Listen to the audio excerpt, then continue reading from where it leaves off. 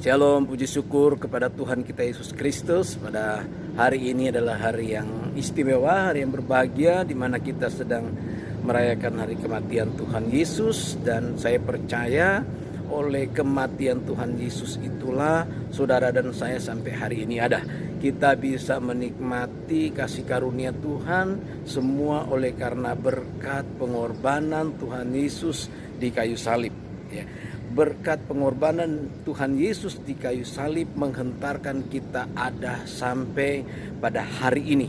Dan saya yakin dan percaya bahwa Tuhan telah menebus kita dengan darahnya dan dengan lunas sudah dibayar. Dan kita sekarang telah menjadi manusia baru. Dan itu yang kita mesti syukuri, karena Yesus telah berkorban untuk kita. Bapak Ibu Saudara sekalian, saya kira ini merupakan suatu peringatan Paskah yang paling berbahagia bagi kita, ya, karena kita berada pada peringatan yang istimewa. Sebetulnya kita melihat kenapa ini istimewa, kita belum pernah mengalami tahun-tahun sebelumnya di mana kita merayakan Paskah itu mesti tinggal di rumah, ya. Kebiasaan kita harus merayakan bersama-sama, atau mungkin kita pergi ke luar kota dan kita ibadah bersama-sama di luar kota. Tetapi untuk tahun ini kita harus di rumah. Dan peristiwa ini sama dengan yang terjadi pada permulaan Paskah pertama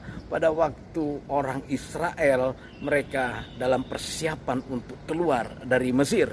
Dan orang Israel ternyata merayakan Paskah pertama itu mereka mesti tinggal di rumah. Dan itu yang luar biasa. Dan saya percaya segala sesuatu kalau Tuhan bekerja pasti ada suatu maksud dan tujuan Tuhan. Makanya Alkitab berkata di dalam Keluaran pasal yang kedua, di sana ayat pertama dan ayat yang kedua, di sana dikatakan bahwa ini menjadi permulaan bulan baru bagi orang Israel. Permulaan baru, kenapa? Karena mereka akan meninggalkan hal-hal lama yang selama ini menekan mereka, yang hal ini memperbudak mereka, yang membuat mereka nggak bisa menyembah Tuhan mereka dengan sungguh-sungguh. Dan setelah firman Tuhan datang, bahwa itu menjadi permulaan bulan baru bagi mereka, dan bangsa itu melihat bahwa ada terang pengharapan untuk mereka. Bapak Ibu Saudara sekalian, apa yang terjadi sebetulnya? Kenapa orang Israel keluar dari tanah Mesir? Jadi sebelum mereka keluar dari tanah Mesir, tentunya kita melihat ke belakang bahwa ada peristiwa-peristiwa yang mereka alami di Mesir, sehingga akhirnya membuat mereka mesti bergumul, membuat mereka mesti berseru, berteriak supaya mereka merindukan kebebasan. Dan bagaimana cara mereka bisa bebas? Tidak ada orang yang bisa membebaskan mereka selain hanya kepada Tuhan. Hanya Tuhan yang bisa membebaskan mereka. Dan yang mereka lakukan, kalau kita lihat di dalam Keluaran pasalnya yang kedua, ayatnya yang ke-23. Lama sesudah itu matilah Raja Mesir, tetapi orang Israel masih mengeluh karena perbudakan, dan mereka berseru-seru sehingga teriakan mereka minta tolong kepada perbudakan sampai kepada Allah, ya. Sehingga teriak mereka minta tolong karena perbudakan itu sampai kepada Allah. Allah mendengar, luar biasa saudara. Jadi setelah orang Israel ditinggalkan oleh Yusuf, ya, baru raja yang bersama-sama dengan Yusuf itu pun mati. Bangsa Israel akhirnya mereka diperbudak di tanah Mesir. Nah, mereka diperbudak, rupanya mereka tidak tahan dalam penderitaan itu, dalam pergumulan itu. Dan yang mereka lakukan bukan melawan secara fisik, yang mereka lakukan bukan demo, yang mereka lakukan bukan menuntut, tapi yang mereka lakukan adalah mereka berseru, mereka berteriak minta tolong kepada Tuhan. Luar biasa saudara. Yang Israel artinya menandakan bahwa mereka nggak punya kekuatan apa-apa untuk melawan pemerintahan Raja Mesir waktu itu. Itulah sebabnya mereka hanya datang satu-satunya berteriak minta tolong kepada Tuhan. Dalam kesulitan mereka waktu itu mereka berteriak minta tolong kepada Tuhan. Ayat yang ke-24 dikatakan di sana, Allah mendengar mereka. Wow. Allah mendengar mereka. mengerang. Wah, kalau kata mengerang itu benar-benar kesakitan yang amat sangat, kesakitan yang tidak tertahan. Mereka berteriak dan Allah mendengar. Luar biasa. Allah kita sama dengan Allah Israel yang mendengar. Kalau Allah mendengar bangsa Israel seruan mereka kepada Tuhan, saya pun percaya sampai hari ini Allah yang kita sembah adalah Allah yang sama. Dia maha mendengar. Dia selalu menyediakan waktunya, menyediakan telinganya untuk mendengar seruan dan rintian, ratapan dan permohonan kita kepada Allah. Dia mendengar. Lalu ia mengingat. Setelah dia mendengar, dikatakan di sana, dia ingat. Saudara, kalau kita meminta pertolongan kepada Tuhan, kita berteriak kepada Tuhan, Tuhan akan mengingat apa yang dia pernah janjikan kepada kita. Apa yang dia pernah janjikan kepada Abraham, Ishak dan Yakub, itu diingatnya, saudara. Pada saat orang Israel berseru kepadanya, dia ingat perjanjian itu, bahwa ada perjanjian yang dia lakukan dengan mereka, bahwa mereka akan dibawa pergi, mereka akan menduduki tanah yang penuh dengan susu dan madu. Nah, itu luar biasa. Allah mengingat. Saudara lihat, ada proses jangka waktu, proses waktu mereka berseru, dan ada proses yang mereka mesti jalani sampai akhirnya mereka tiba di mana mereka mesti mengalami pembebasan. Pembebasan itu akhirnya tiba. Sebelum mereka dibebaskan, apa yang Tuhan minta kepada mereka? Apa yang mereka mesti lakukan? Langkah berikutnya supaya mereka dibebaskan adalah Allah berkata mereka mesti mengambil anak domba. Keluaran 12 ayat yang ketiga. Keluaran 12 ayat yang ketiga, di sana dikatakan 12 ayat yang ketiga. Bulan ini akan menjadi bulan permulaan baru, segala bulan bagimu itu akan menjadi bulan pertama bagimu tiap-tiap tahun. Ayat yang ketiga dikatakan, katakanlah pada segenap jemaah Israel pada tanggal 10 bulan ini. Tanggal 10 bulan ini. Ini tanggal 10 luar biasa. Ini tanggal yang istimewa, hari yang istimewa. Katakanlah kepada segenap jemaat Israel pada tanggal 10 bulan ini, ambillah oleh masing-masing seekor domba menurut kaum keluarga, seekor anak domba untuk tiap-tiap rumah tangga. Tanggal 10, saudara. Ini hari Jumat pas tanggal 10. Pas tanggal ini juga diberlakukan secara resmi namanya PSBB. Jadi hati-hati, saudara. Di tanggal 10 adalah tanggal di mana kita akan melihat sesuatu yang baru ke depan yang Tuhan sedang kerjakan untuk kita. Tanggal 10 ini istimewa, saudara, luar biasa. Nah, saudara lihat sana, anak domba Allah. Alkitab berkata bahwa domba Paskah itu adalah gambaran, ya, cerminan tentang anak domba. Yohanes pasalnya pertama ayat yang ke-29 dikatakan di sana, anak domba Allah yang menghapus dosa dunia. Wow. Coba kita lihat Yohanes pasalnya yang ke-9. Yohanes pasal yang ke-9.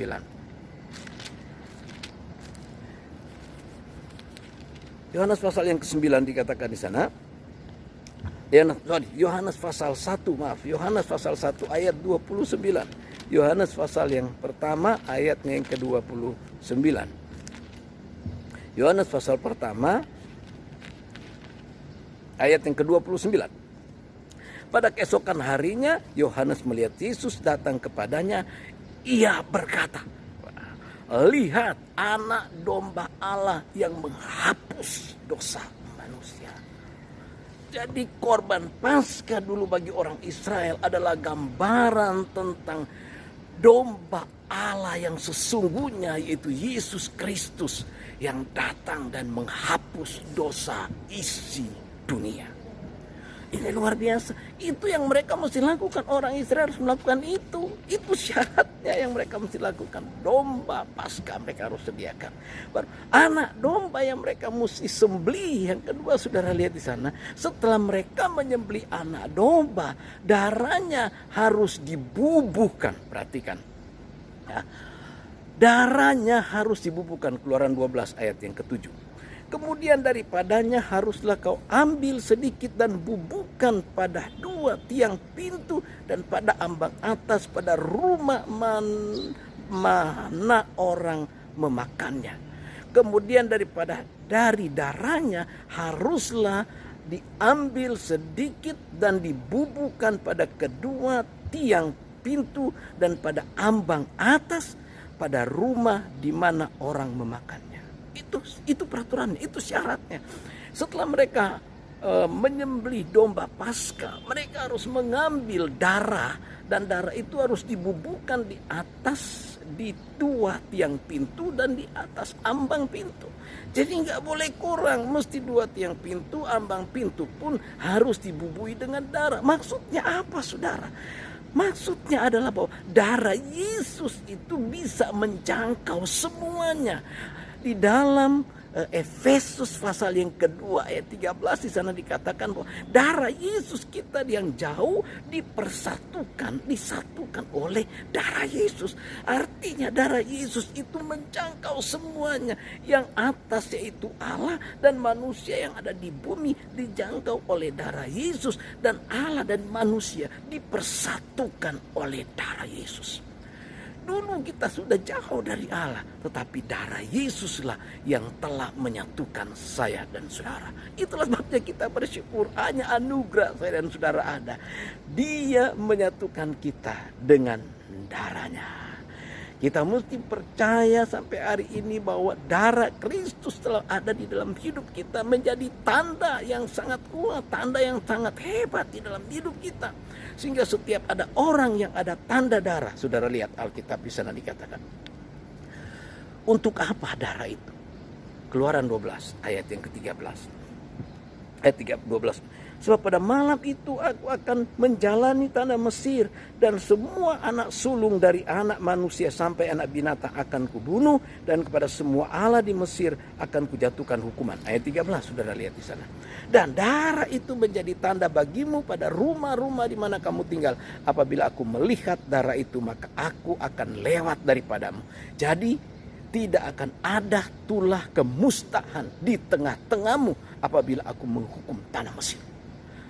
Darah itu sebagai tanda di mana kalau penghukuman itu datang, Alkitab berkata itu akan menjadi tanda. Dan kalau si pemusnah datang, pemusnah itu tidak akan masuk ke dalam rumah tiap-tiap orang Israel. Dia akan lewat, orang Israel terbebas. Mereka tidak akan mengalami pemusnahan itu. Namun syaratnya adalah orang Israel harus tinggal di dalam rumah. Nggak boleh keluar. Mereka dikunci di dalam rumah. Mereka nggak boleh keluar, tinggal di dalam rumah. Ini istimewanya kita, perayaan Paskah kita di tahun ini. Kita merayakan dengan tinggal di rumah. Ini luar biasa, peristiwanya sama. Tapi dulu dan sekarang kalau saudara lihat, memang terang-terangan Allah berkata akan membunuh semua anak sulung. Dari anak sulung raja sampai anak sulung binatang akan dibunuh. Virus corona sekarang kan nggak mengancam kita bahwa semua akan mati. Enggak. Karena dia tidak abadi, dia tidak kekal. Makanya dikatakan cukup dengan menggunakan cuci tangan, menggunakan sabun, ya. Dan cuci tangan sesering mungkin, menggunakan sabun pada air yang mengalir, virus itu hancur. Virus itu hancur, artinya virus itu sebetulnya tidak akan membawa pembinasaan bagi kita kalau kita menjalani syarat-syarat, kalau kita menjalani dengan baik. Ya, kita menjalani dengan baik, pakai masker, kita disuruh pakai masker, kalau keluar rumah harus pakai masker, dan kita mesti jaga jarak dengan orang. Sebisa mungkin kita tidak bertemu dengan orang atau tidak mengadakan pertemuan-pertemuan. Itu yang kita lakukan sekarang. Kita tidak mengadakan pertemuan-pertemuan untuk memutus mata rantai penularan. Nah, ini yang luar biasa. Jadi kita rayakan Paskah di tanggal di rumah masing-masing. Itu sama dengan orang Israel. Orang Israel dulu dikatakan kamu harus tinggal di rumah, pemusnah akan masuk. Saudara bisa bayangin malam itu mereka nunggu mana. Mereka mungkin sambil melihat keluar, melihat-lihat di lubang-lubang pintu mana. Mereka menunggu dengan cemas, mungkin juga dengan takut. Jangan lolos juga begitu. Tapi Allah sudah berjanji kepada mereka, darah ini akan menjadi tanda bagi mereka. Nah, kita bersyukur kepada Tuhan. Coba kita lihat bahwa rahmat Allah itu sampai hari ini tidak pernah berubah. Percayalah saudara, bahwa kalau kita sungguh-sungguh kepada Tuhan, Tuhan dengan tangannya yang besar akan selalu melindungi dan menjamin hidup kita. Tuhan Yesus memberkati. Saya berharap kita semua dalam keadaan sehat-sehat hari ini. Nah, kita akan bersama-sama untuk makan dan minum tubuh dan darah Tuhan. Kita akan perjamuan, makan dan minum tubuh dan darah Tuhan. Saya berharap Bapak Ibu Saudara sekalian sudah menyiapkan roti dan anggur. Sudah ada. Siapkan dulu roti dan anggur Bapak Ibu Saudara sekalian. Sebelum kita makan, kita akan membaca firman Tuhan seperti yang kita lakukan selama ini.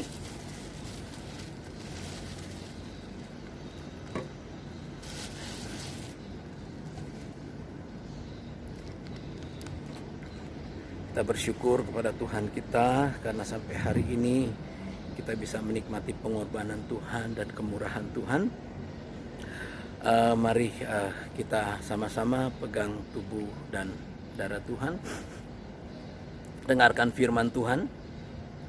Sebab apa yang telah kuteruskan kepadamu telah aku terima dari Tuhan, yaitu bahwa Tuhan Yesus pada malam waktu ia diserahkan mengambil roti, dan sesudah itu ia mengucap syukur atasnya, ia memecah-mecahkannya dan berkata, inilah tubuhku yang diserahkan bagi kamu, perbuatlah ini menjadi peringatan akan aku. Perhatikan kalimat ini, inilah tubuhku yang diserahkan bagi kamu, perbuatlah ini menjadi peringatan. Inilah tubuhku. Haleluya.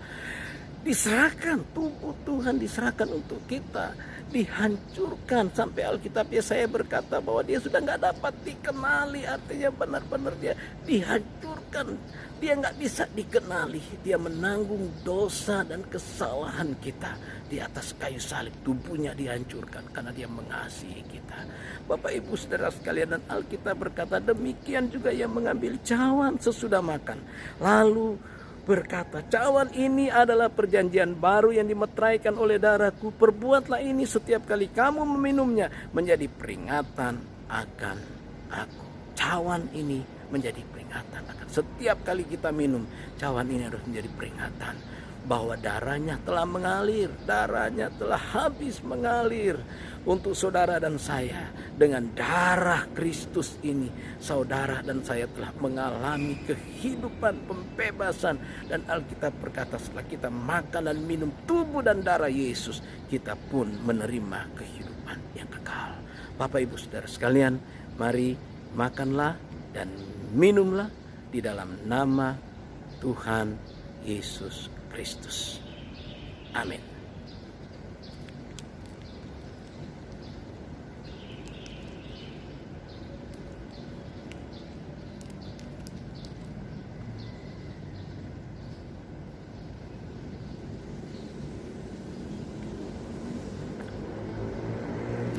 Mari kita berdoa.